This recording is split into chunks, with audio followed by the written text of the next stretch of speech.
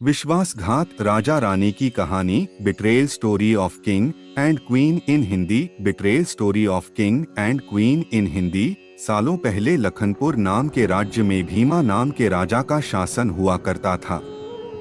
वह बहुत महत्वाकांक्षी था और अपनी प्रजा से बहुत प्यार करता था। उनके राज्य में चारों ओर खुशहाली थी, लेकिन राजा रानी खुद हमेशा दुखी रहते थे। उनके पास धन, दौलत, शोहरत सब कुछ था, लेकिन उनकी संतान न थी। संतान पाने के लिए राजा और रानी पूजा पाठ जब तब सब करके देख चुके थे, लेकिन कोई फायदा नहीं हुआ। एक दिन महर्षि के कहने पर राजा ने महायज्ञ कराने का फैसला किया। यज्ञ और भगवान के प्रताप से राजा को एक बहुत सुंदर कन्या की प्राप्ति हुई। राजा रानी के साथ पूरी प्रजा खुशी से झूमने लगी। राज्य में चारों तरफ खुशी का माहौल छा गया। राजा ने सारे नगर वासियों को पिता बनने की खुशी में भोज पर आमंत्रित किया। रिपोर्ट ऐड धीरे धीरे समय बीतने लगा। राजकुमारी बड़ी होने लगी। वह काफी सुंदर और गुणवान थी। राजा रानी उसे देखकर ही खुश रहने लगे, लेकिन एक दिन उनकी खुशी को मानो जैसे नजर लग गई। राजकुमारी बीमार पड़ गई। बड़े बड़े वैद्य, नीम हकीम सब इलाज में जुटे, लेकिन कोई फायदा नहीं हुआ। दिन प्रतिदिन राजकुमारी की हालत बिगड़ती जा रही थी। राजकुमारी के ऊपर कोई दवा असर नहीं कर रही थी। राजा को लगने लगा कि एक बार वे फिर निसंतान हो जाएंगे। एक दिन दूर देश से एक वैद्य राजा के महल पहुंचा।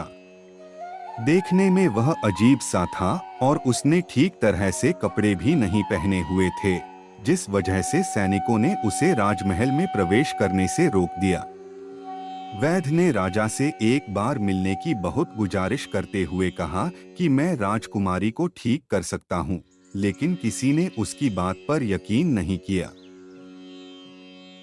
4 सैनिक उस वैद्य को राजा के पास लेकर गए। वैद्य ने सबसे पहले राजा को अपना परिचय दिया और कहा कि मैं आपकी बेटी को ठीक कर सकता हूँ। राजा उसकी बात सुनकर प्रसन्न हुआ, लेकिन उसका रहन-सहन देखकर राजा ने भी उस पर यकीन नहीं किया। उधर राजकुमारी की तबीयत दिन प्रतिदिन खराब होती जा रही थी, इसलिए राजा किसी वैद्य पर यकीन नहीं कर पा रहे थे। लेकिन उस वैद्य का आत्मविश्वास देखकर राजा ने उसे एक मौका देने का फैसला किया। 5 राजा ने वैद्य को बोला कि अगर राजकुमारी ठीक नहीं हुई तो अंजाम भुगतने के लिए तैयार रहना। इस पर वैद्य ने बोला, ठीक है, लेकिन अगर राजकुमारी ठीक हो गई तो मुझे क्या मिलेगा? राजा ने कहा, जो मांगोगे मिलेगा। वैद्य राजी हो गया। 6 राजा खुद उस वैद्य को लेकर राजकुमारी के पास गया। राजकुमारी बिस्तर पर बेजान सी लेटी हुई थी। ऐसा लग रहा था जैसे किसी ने उसका सारा नूर निकाल लिया हो। चेहरा दर्द में डूबा पीला पड़ गया था। वैद्य राजकुमारी के करीब पहुंचा और नब्ज टटोलने लगा। फिर उसने थैले से जड़ी बूटियों से तैयार दवा की पुड़िया निकाली और राजकुमारी के मुंह में डाल दी। 7 वैद्य ने राजा और रानी से बोला कि आपकी बेटी जल्दी ठीक हो जाएगी। वैद्य की बात सुनकर राजा रानी के मन में बेटी के ठीक होने की एक उम्मीद की किरण जाग उठी। ऐसे ही इलाज करते हुए 2 महीने बीत गए। धीरे धीरे राजकुमारी की हालत में सुधार होने लगा। उसके चेहरे की चमक लौटने लगी। राजा रानी के चेहरे की खुशी भी झलकने लगी। एक दिन वैद्य ने राजा से कहा, महाराज, राजकुमारी अब ठीक हो गई हैं। ये 1 महीने की पुड़िया बनाकर दे रहा हूं। इसे समय पर राजकुमारी को देते रहना। 8 इसके बाद राजकुमारी पूरी तरह स्वस्थ हो जाएंगी। यह बीमारी दोबारा उनके पास भी नहीं फटकेगी। अगले दिन राजा ने वैद्य को अपने पास बुलाया और कहा कि वादे के मुताबिक मैं तुम्हें तुम्हारा इनाम देना चाहता हूँ। बताओ तुम्हें क्या चाहिए? वैद्य बोला, सोच लीजिए राजा जी, आप अपने वादे पर कायम रह पाएंगे।